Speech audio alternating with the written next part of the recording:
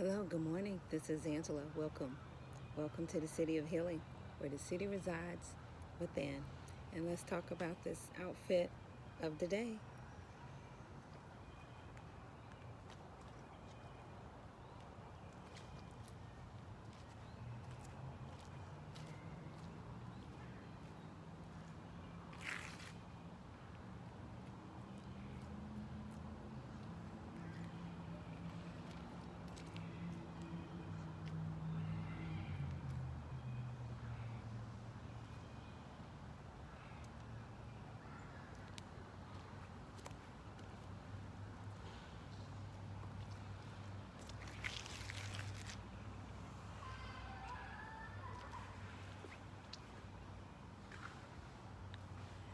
Yes, this is the outfit of the day.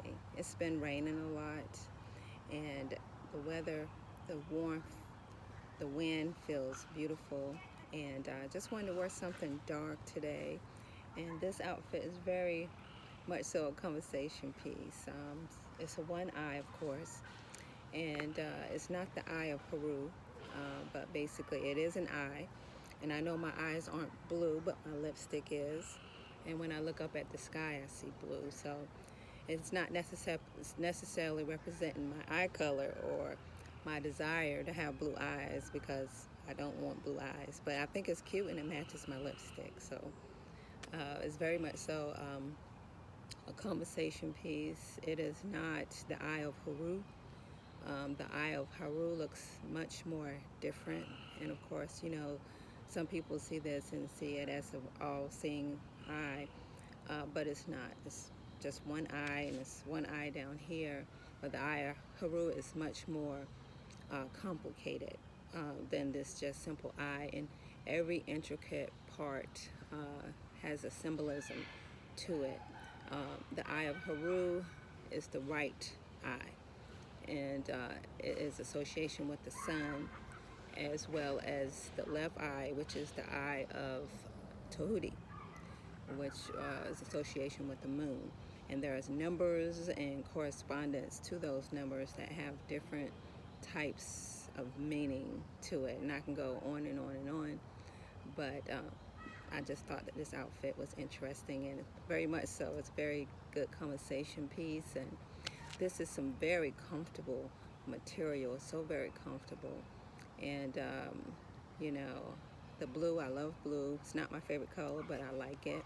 And I got my little blue fingernail polish and my superhero ring, and these earrings, coincidentally, very much so. It's the same pattern as the white part of these. This eye piece right over here. But anyway, I love this very comfortable outfit. I thought it was going to be too small originally, especially for certain aspects of my body, but it fits perfectly. It's not too tight, and it's so comfortable. One of the most comfortable pieces of clothing that I have. And I got it from this place in the mall called Agayuna Couture. And it wasn't expensive, but it's like a boutique store. And they have a lot of different types of clothes that is different. And in my shoes, basically are some Converses. I don't like to wear shoestrings in my, shoes, so that's why there's no shoestrings. But anyway, coming forth basically to talk a little bit about history. History is her story, or is it? Or is it their story or our story? And what's the true story? And my thought is, there is no truth until you decide what truth is. And there are many, many different truths and different types of religious texts, but they are not necessarily the truth, because everybody's truth is different. So how do you believe, and what do you believe? The way I grew up is just believing in what I was told to believe, and that's what I accepted, and was told what I was supposed to do. And as far as I was concerned, there was no other thing to study. And as I mentioned before, I went to colleges, and two of those colleges was HBCU schools, and they only really basically taught one type of history. And it wasn't until like my late 40s that I decided that I wanted to visit Africa. And um, Africa uh, is, of course, a very beautiful place, the homeland of a lot of black people, not all necessarily, but the original land. And I believe that Africa basically is this whole planet. And we as people basically have separated ourselves. And I believe truly that there's only one race, the human race. And basically, again, we've separated ourselves. And I remember once I did a meditation out in my front yard, and I imagined myself going out into the universe, way, way deep, deep, deep into the universe, far, far, far. And I thought I was too far. And I looked back around to look at my homeland, which is this world, this earth, this Gaia, this Makuth. And it was this small. It was a dot. And I was like, all of us, this world, these people, these animals, these plants, we are all just encapsulated in this one small aspect of ourselves. Just doing that meditation kind of put things in perspective a little bit. That there are many truths. And I decided when I was about 45 that I wanted to go to Africa. So I started doing research. That's how I was introduced to YouTube, accidentally. And I did some research, and I ran into this man named Anthony T. Browder. And he was very interesting. He was saying some things I never heard of before, but they so resonated with me. And I was like, I've never been told this before. Is this true? And I started doing more research, and I started listening to Dr. Ben and Dr. Henry Clark, and going on and on and on. And they were saying some of the same things, and they were going back to Africa and Egypt. And they had all these wonderful things to say. And I was just in disbelief. Why wasn't I told these things?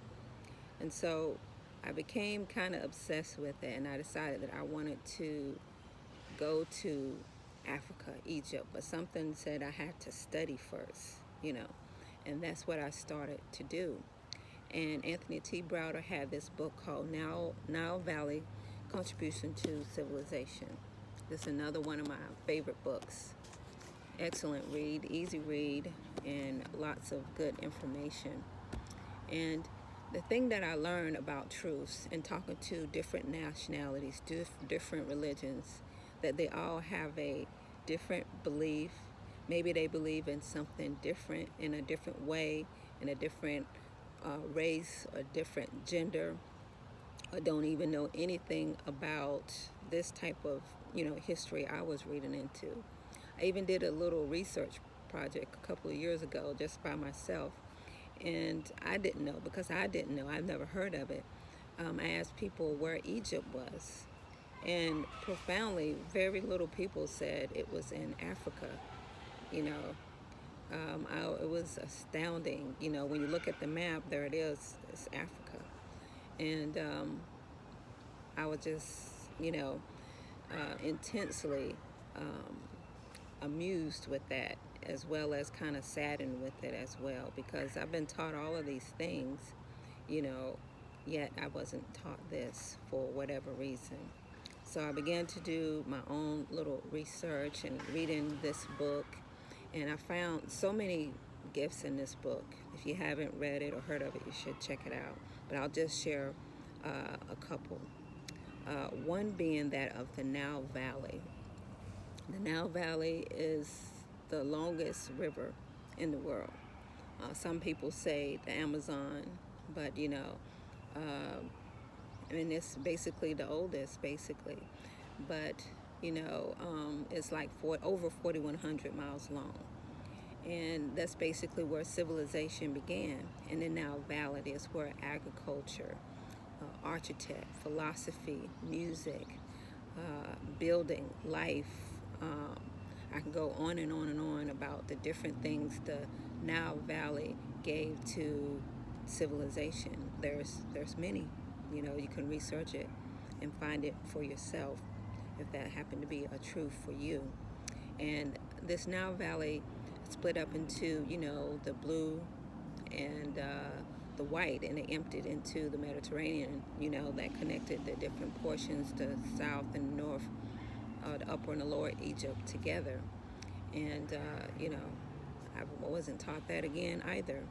And then I can go on into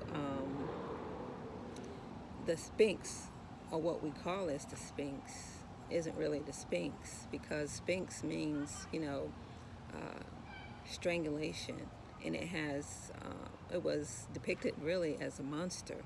And as we know, the Sphinx is half human with the face, and then the lower part, the bottom part, as a lion. Some people, say it was sculpture, and it's the oldest stone structure still standing to this day. And the Sphinx, I learned the original name was Hermakeket, or Hermaket, which is Heru on the horizon. All of these associations with the so-called Sphinx is not what we're believed or led to believe. And also knowing that about it, several different people said it was Heru. Some people say it was female, and a lot of people said it was destroyed in many different ways by Napoleon, by shooting off the lips and the nose. A lot of that goes into the way that, Hermakeket looks today.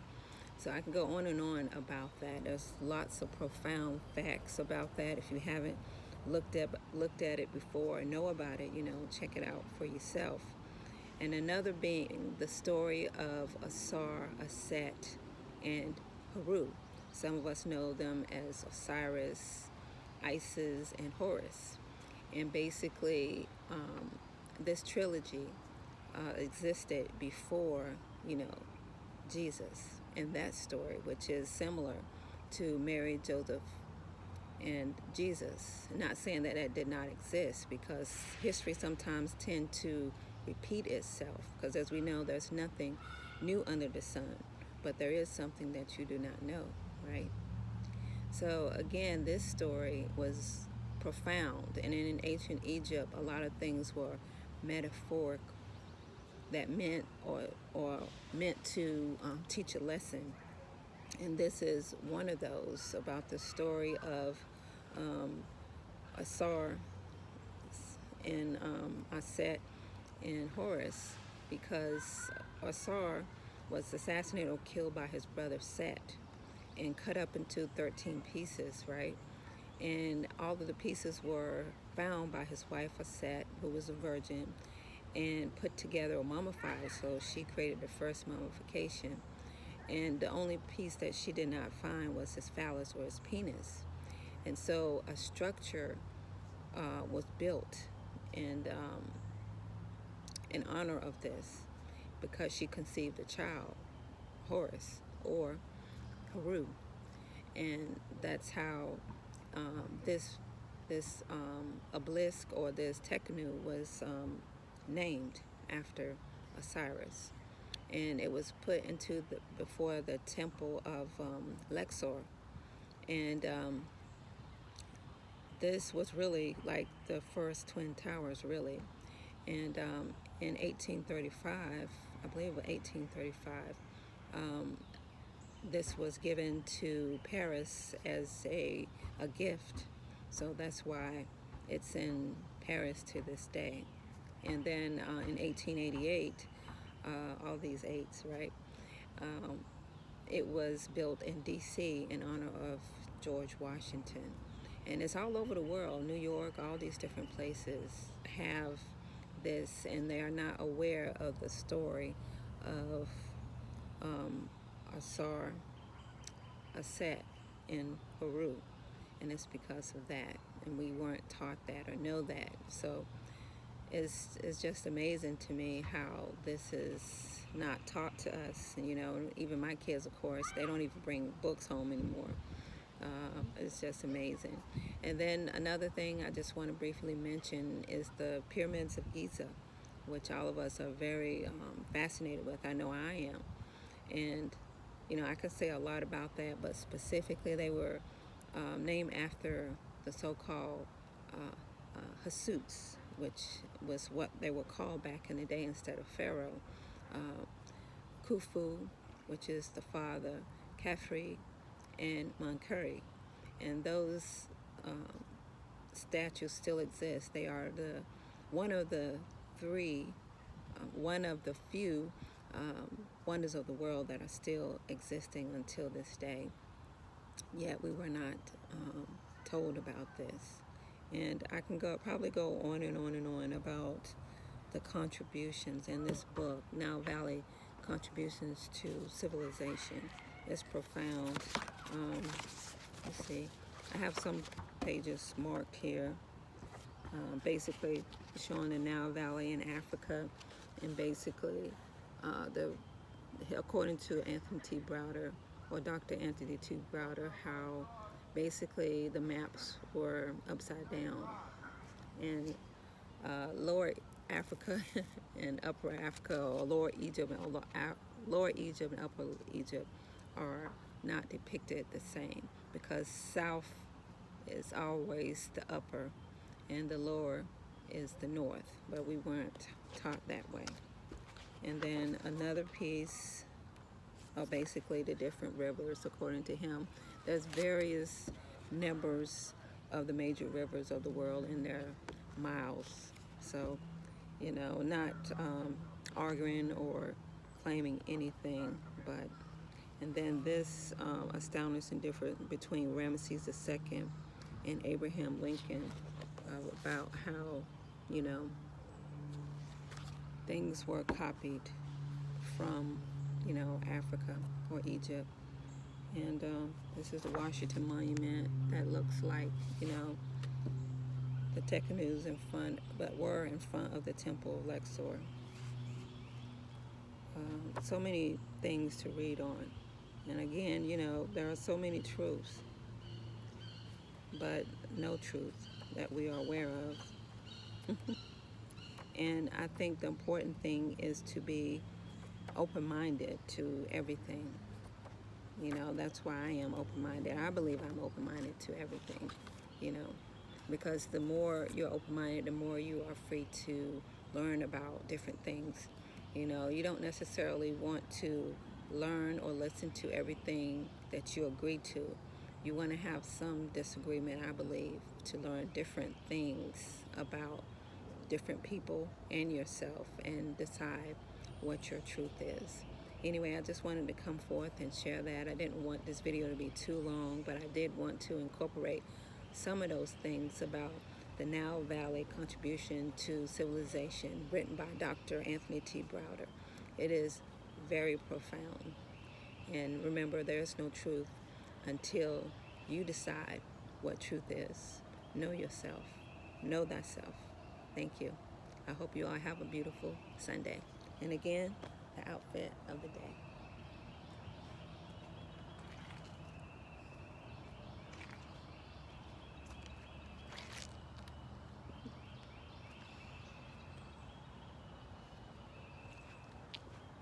Take care.